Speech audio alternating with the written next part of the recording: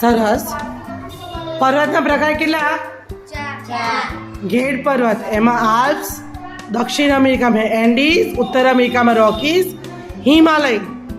બરાબર. આ 4 ઘેડ પર્વતના પ્રકાર છે. બીજો પર્વતનો પ્રકાર છે ખંડ પર્વત, જેમાં સાતપુડા, જર્મનીનો હોર્સ્ટ પર્વત, વિંધ્યાચલ, નીલગિરીનો સમાવેશ ખંડ પર્વતમાં થાય છે. ત્રીજો પ્રકારનું નામ શું છે?